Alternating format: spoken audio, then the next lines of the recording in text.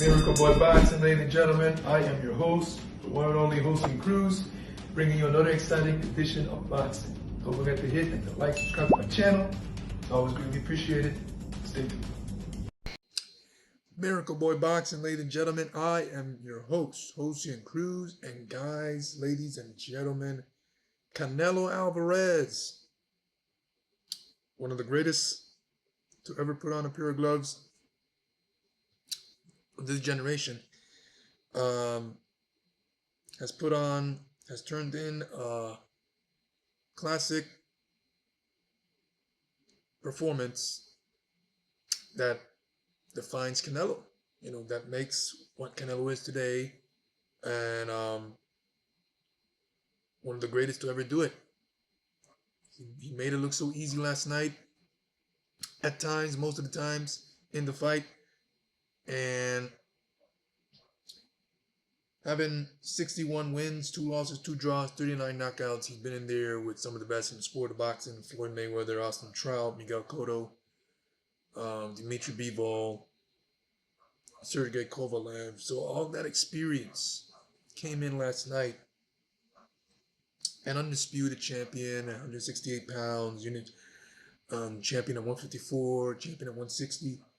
So a ton of experience came into play versus Jaime Munguia, who came into the fight 43-0, 34 knockouts, 27 years old, 6 feet tall, big and strong. We all expected a good fight. These two guys coming in. They both got styles, made for action. But I also, I gave Munguia a chance because Munguia throws a lot of punches. He hits hard. He's got a good chin, and he's hungry. And he showed that. He showed it, but I also had an open mind. I left room for, when the later rounds come, experience is likely going to come in, and Canelo's going to take over. Munguia doesn't really slow down in fights. He maintains the pace. He showed it in the Derevchenko fight, and the Dennis Hogan fight as well. The Gary O'Sullivan. Those fights were in the late rounds, and Munguia was still throwing hard shots and a lot of punches. And even in the Gabriel Rosado fight, Munguia never stopped throwing punches. Even in later rounds, he finished strong. So, of course, none of those guys can Canelo Alvarez. But that's why I give him a chance, because Munguia throws a lot of punches. That's just how he fights. He throws a lot of punches. He's all action. He's all more action than defense. But the experience of Canelo came in later rounds, and Canelo was able to counter Munguia repeatedly. Class held over time. Of course, Munguia never stopped fighting. He never gave up. Munguia had his moments, a lot of moments. Munguia was popping that jab out at times throughout the fight. Canelo, of course, had a nice solid jab, snapping Munguia's head back repeatedly. The defense of Canelo was one of the best in the sport, and the defense of Munguia is not one of the best in the sport. He's improved it.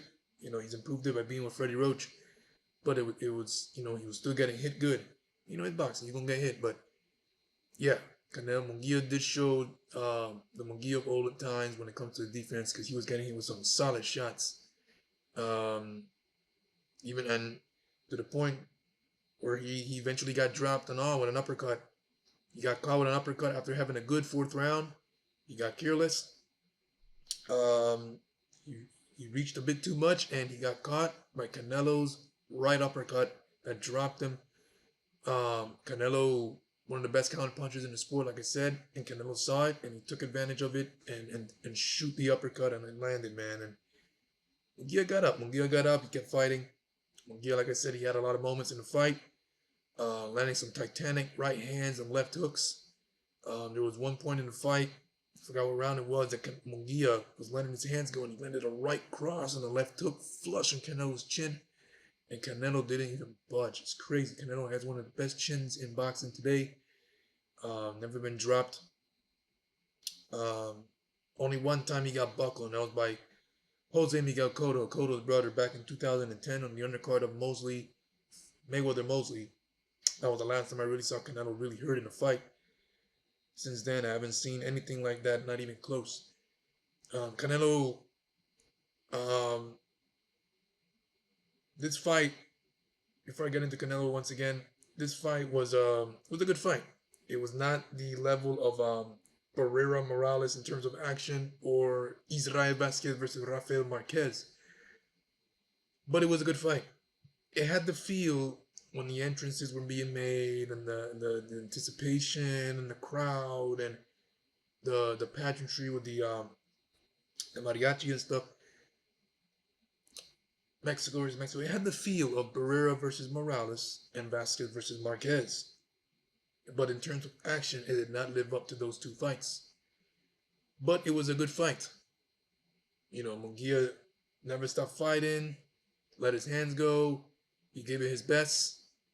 And Canelo with the experience, man, the counter punching, the patience, the timing, and just taking his time placing his shots. Yes, at times Canelo was hit with some titanic shots and stuff, but nothing phased him. It wasn't to the point where Canelo was supposed to was was in danger. He was not in danger at all really in this fight. But Munguia learned from this. He will learn from this. It's only his first loss in 43 professional fights. You know, at 27 years old, likely the future of Mexican boxing. And I've said this before. Canelo Munguia last night was in the same position Canelo was in 2013 when he fought Floyd. Canelo went into the ring with Floyd with 43 wins, no losses. Last night, Munguia went into the ring with Canelo, 43 wins, no losses. Look at that. So Canelo is now on the side, on the position Mayweather was in when he fought him, when Floyd fought Canelo. You know, so Canelo is now on the opposite side. Canelo is now the Floyd, and Munguia was the Canelo back in 2013. So Munguia will learn from this. He went 12 rounds. You know, he did not get knocked out. Canelo predicted a KO in 8 rounds. He did not get it. Some say Canelo carried the fight, but hey, I disagree. Canelo, what happened, happened. You know, Munguia still was a dangerous fighter. Canelo could not get greedy. Munguia was still a live dog. He was throwing a lot of punches. He still hits hard, you know. And Canelo, of course, did not want to get catch with anything stupid. Canelo is one of the best boxers today, pound for pound, well balanced, solid chin, excellent defense, complete boxer. You know, it's crazy to hate on Canelo. You know, a lot of people hate Canelo. In terms of as being a fighter in boxing, I don't hate him. I don't. You gotta respect him. He's one of the best to do it. When he hangs them up, he'll be one of the greatest Mexican fighters of all time. You know, he's got it all. He's got timing, punching power, defense, counter punching, well balanced, complete fighter. Complete fighter, and that's why he's the face of boxing, if not one of. And yeah, that was a good fight last night though. Canelo versus Munguia. Was a good fight. Canelo versus David Benavidez is actually the fight that we all want to see. So Canelo Munguia was good. This one will be better, but David went up 175, and I would be fighting Alexander Gustaf, something like that. I forgot his name. He fought Superman Stevenson, put him in a coma. So this guy, and he fought Better Beer stopped him. So he's a big natural one. He's a big natural guy, 175, much bigger than David when those two guys face off. But hey, this is what David wanted. David's big as well. He's got speed, power. It's gonna be a good fight. I don't know. By David going up 175, I don't know if the fight gonna take place still. Canelo has been 175 before, and of course that's when he got trashed by Dimitri Bivol. But if Canelo really wants to make the fight happen, he'll go up to 175 and fight David. I don't think David's going to come back down to 168. But all in all, guys, I just want to sit down here and talk to you guys about the Canelo versus Munguia. It was a good fight. I'm glad it lived up. It was not the barn burner of Barrera Morales, Vasquez Marquez, brutal Mexican war, but it was a good fight. Munguia will learn from this. Canelo on to bigger and better things. His record now is 61 wins, 2 losses, and 2 draws, 39 knockouts, and Munguia falls to 43-1, 34 KOs. Young will learn from this. Like I said, he'll be back.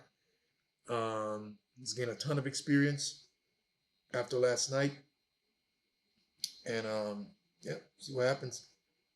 But let me know what you guys think about this fight. Canelo Munguia, did it live up to your expectations, or was it a flop? I think it lived up to my expectations. I mean, we all expected Canelo Alvarez to win. You know, some was even saying KO, and Munguia hanged on and gave Canelo a good fight for 12 rounds. You know, Canelo, by Munguia winning, would have been a massive upset, but